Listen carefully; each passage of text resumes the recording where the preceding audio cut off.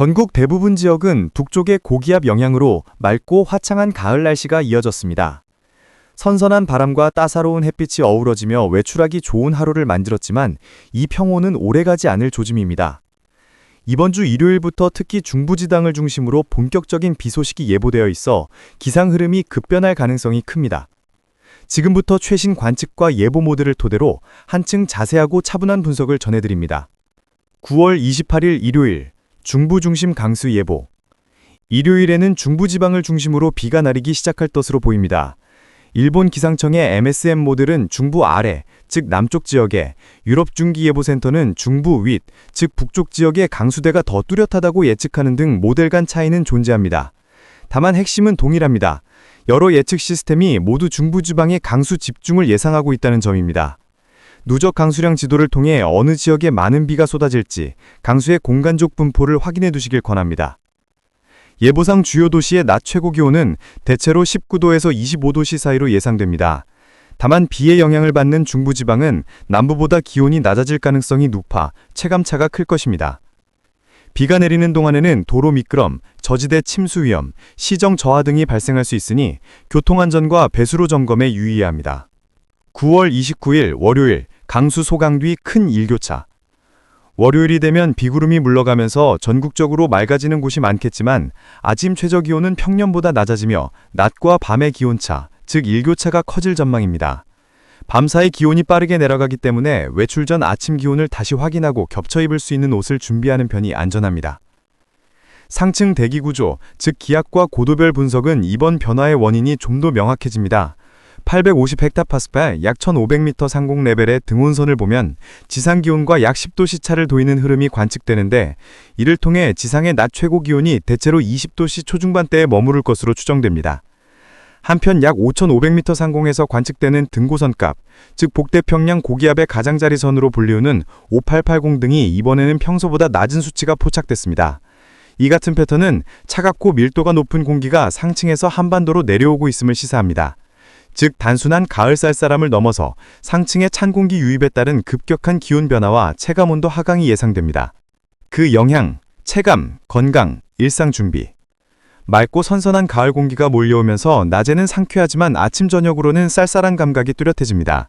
특히 노약자, 어린이, 만성질환자는 온도 변화에 민감하므로 외출 시 겹옷 준비, 실내 보온 유지, 급격한 온도 변화에 따른 컨디션 악화를 예방하기 위한 생활수칙 준수가 필요합니다. 또한 갑작스러운 강수로 인한 시야 저하와 미끄럼 사고, 도시의 배수 불량으로 인한 침수 가능성에도 대비해야 합니다. 10월 태풍 가능성, 숫자와 해석. 10월을 앞두고 태풍의 위험 신호도 일부 관측에서 감지되고 있습니다.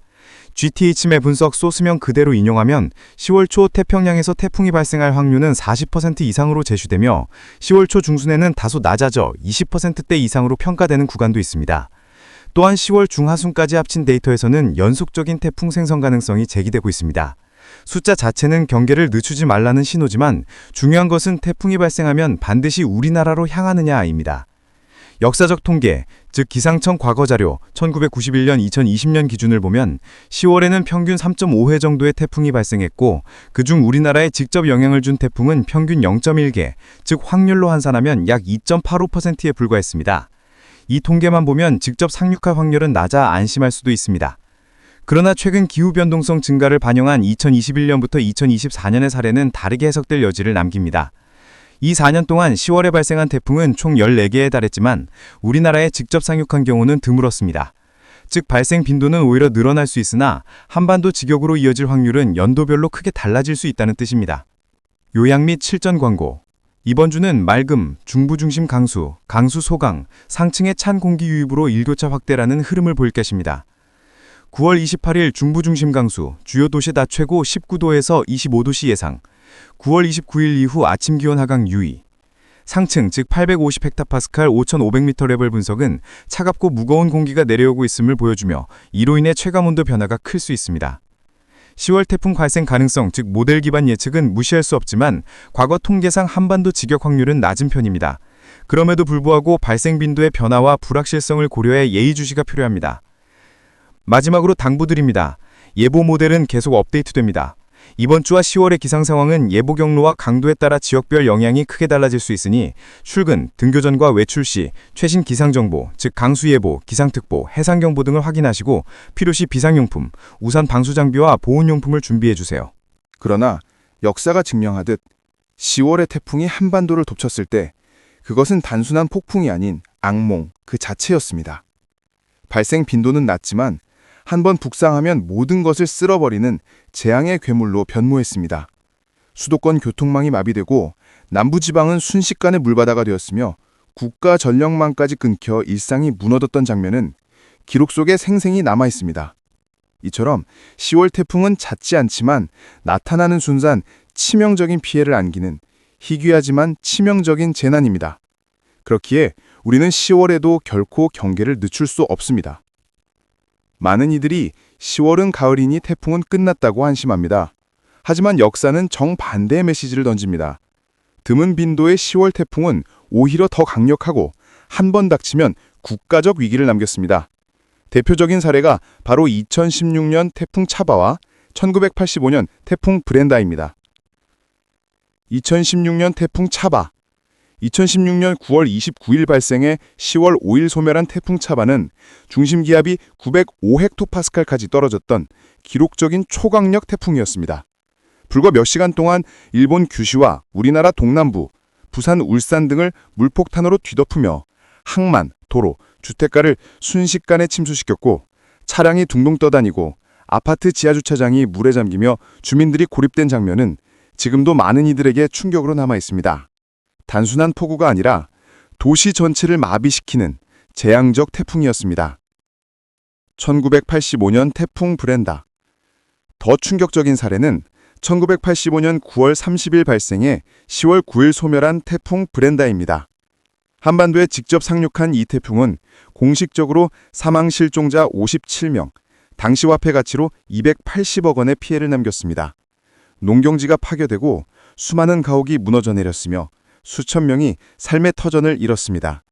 현재 가치로 환산하면 수천억 원대 손실이었고 무엇보다 수많은 가정이 슬픔 속에 무너졌습니다. 단순한 자연재해가 아니라 국가적 참사였습니다. 통계와 착각. 기상청 통계 1991년부터 2020년에 따르면 10월에 태풍이 평균 3.5회 발생했지만 우리나라에 직접 영향을 준 경우는 0.1개, 확률로는 약 2.85%에 불과했습니다. 언뜻 보면 안심할 수 있는 숫자 같지만 이것은 위험한 착각입니다. 낮은 확률 이퀄 안전이라는 공식은 결코 성립하지 않습니다. 최근 4년간의 데이터는 또 다른 경고를 줍니다. 10월에 무려 14개의 태풍이 발생했지만 단 한 개도 우리나라를 직접 강타하지 않았습니다. 이 때문에 상륙 가능성은 거의 없다는 인식이 자리 잡을 수 있지만 오히려 그 방심이 가장 큰 위험입니다. 역사가 말하듯 드물게 오는 10월 태풍은 언제나 가장 강력하고 치명적인 괴물이었습니다. 단순한 기상현상이 아닌 사회적 거울. 10월 태풍의 본질적 위험성은 단순히 자연의 힘에만 있지 않습니다. 이는 우리 사회의 취약성을 드러내는 거울이기도 합니다. 2016년 차바 당시 부산과 울산에서의 피해는 태풍의 강도 때문만은 아니었습니다.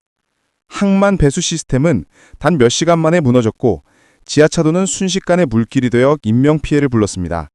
이는 곧 노후한 기반시설, 안전 불감증, 미흡한 재난 대응이 빚어낸 인재였습니다. 태풍은 그저 이 취약성을 가차없이 드러내는 도화선이었을 뿐입니다. 우리가 잊지 말아야 할 교훈. 10월 태풍은 빈도는 잦지만 파괴력은 계절 중 최강일 수 있다. 통계적 확률은 안심의 근거가 되지 않는다. 한번 발생하면 재앙으로 직결된다. 태풍은 단순한 기상재해가 아니라 사회 시스템의 취약성을 시험하는 재난 시뮬레이션이 된다. 다가오는 10월, 하늘이 맑고 고요할수록 그 이면에는 불길한 가능성이 도사리고 있을지도 모릅니다.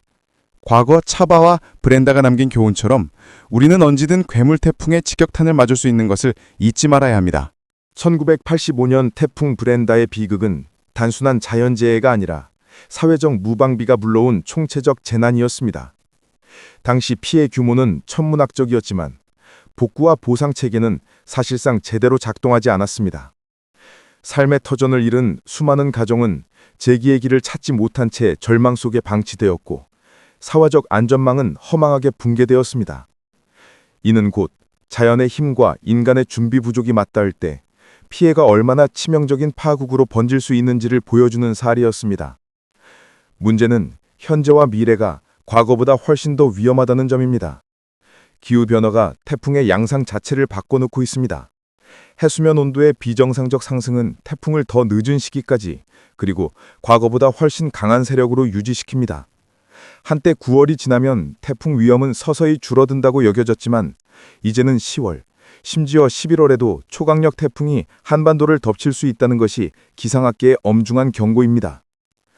즉, 차바나 브렌다 같은 사건은 과거의 예외적 비극이 아니라 앞으로 반복될 수도 있는 새로운 일상의 전조일 수 있습니다.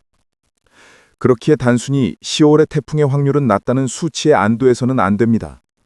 단 한 번의 북상만으로도 수십 년간 쌓아온 발전과 인프라가 무너지고 국가적 혼란이 발생할 수 있습니다. 전력망 붕괴, 교통 두절, 산업 기반의 마비, 식수와 식량 공급의 차질과 의료 체계의 붕괴는 한순간에 현실로 다가옵니다. 무엇보다 수많은 생명이 위협받을 수 있다는 사실 앞에서 확률은 어떤 위로도 되지 못합니다.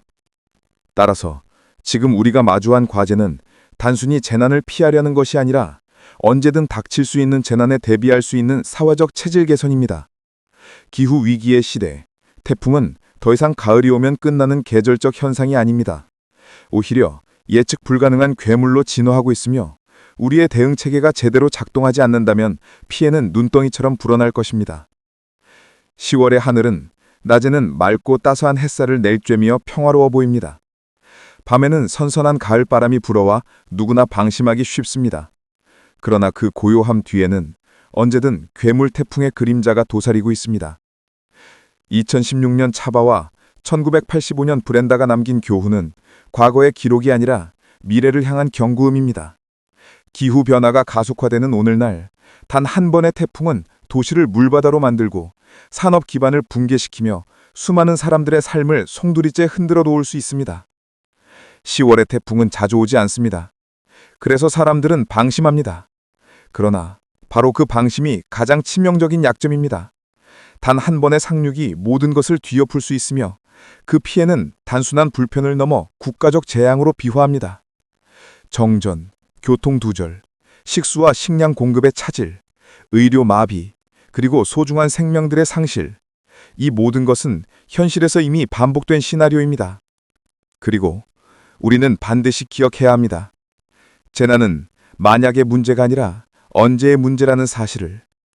한반도를 향해 거대한 구름벽이 다가올 때, 북태평양의 바다가 비정상적 열기를 내뿜을 때, 그리고 10월의 고요한 바람이 돌연 불길한 침묵으로 바뀔 때, 그 순간 우리는 또다시 역사에 기록될 재앙의 문 앞에 서 있을지도 모릅니다. 10월의 하늘은 속삭입니다.